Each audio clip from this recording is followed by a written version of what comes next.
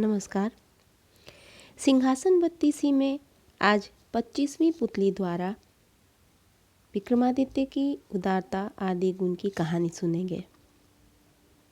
तो आइए सुनते हैं।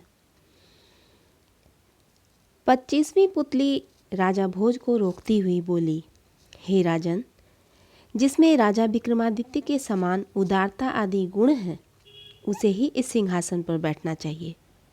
राजा भोज ने कहा, अरे पुतली, राजा विक्रमादित्य की उदारता की कहानी सुनाओ। पुतली बोली, हे राजन, सुनिए।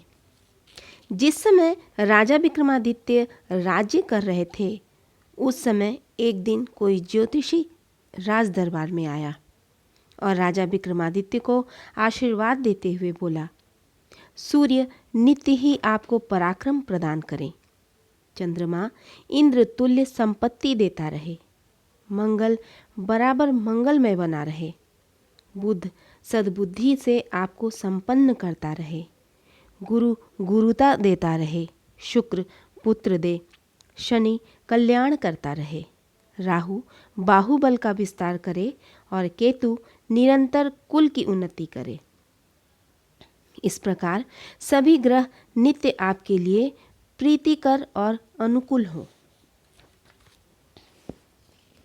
इस प्रकार आशीर्वचन कहकर ज्योतिषी ने ज्योतिष के पंचांग के बारे में बताया। इसके बाद राजा विक्रमादित्य ने ज्योतिषी से पूछा, हे देवज्ञ, इस वर्ष किस प्रकार का शुभाशुभ फल होगा? ज्योतिषी ने कहा, इस वर्ष का राजा रवि और मंत्री मंगल है। मेघ का राजा भी मंगल ही है। शनैश्चर रोहिणी नक्षत्र के गाड़ी के आकार के 4 ताराओं के स्थान का अतिक्रमण करेगा। इसलिए बिल्कुल अनावृष्टि की स्थिति रहेगी। ज्योतिष ग्रंथ में कहा भी है, जब शनैश्चर रोहिणी नक्षत्र का अतिक्रमण कर स्थित होता है, तब 12 वर्षों तक के लिए मेघ नहीं बरसता। इसके अतिरिक्त पृथ्वी पर लहू की धार बहती है। इससे अधिक क्या कहा जाए। समुद्र का जल भी सूख जाता है और समस्त संसार के प्राणी अकाल पीड़ित होकर काल कवलित हो जाते हैं। देवज्ञ की यह बात सुनकर राजा बोले, तो इस अनावृष्टि के रोकने का कोई उपाय या प्रतिकार है या नहीं? ज्योतिषी ने कहा, क्यों नहीं, ग्रह होम आदि कुछ उपाय करने से वृष्टि होगी। संयोग से राजा विक्रमादित्य के राज में अनावृष्टि का योग आ गया। तब राजा विक्रमादित्य ने देवज्ञ ब्राह्मणों को बुलाकर उनके समक्ष भविष्यवक्ता ज्योतिषी के मुंह से सुनी बातें रखी। उसके बाद उनसे हवन कराना शुरू किया। उन्होंने सारी हवन क्रिया पूरी की। राजा ने द्रव्य, अन्न, वस्त्र आदि से ब्राह्मणों को संतुष्ट किया और 10 प्रकार यानी सोना, घोड़ा, तिल, हाथी, दासी, रथ, भूमि, घर, कन्या और कपिला गाय के दान दिए। उसके बाद दीनों, अंधों, बहरों, अपाहिजों और अनाथों को भी प्रचुर धन से संतुष्ट किया। फिर भी वृष्टि नहीं हुई। वृष्टि के अभाव से सभी लोग दुर्भिक्ष से पीड़ित होकर भूखों मरने लगे। राजा विक्रमादित्य भी अपनी प्रजाओं के कष्ट से दुखी हो उठे।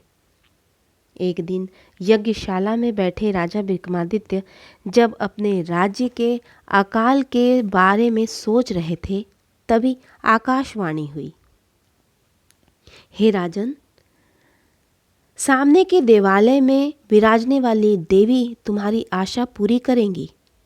इस देवी के आगे अगर 32 शुभ लक्षणों से युक्त पुरुष का सिर काटकर बलि दी जाएगी तो वृष्टि होगी।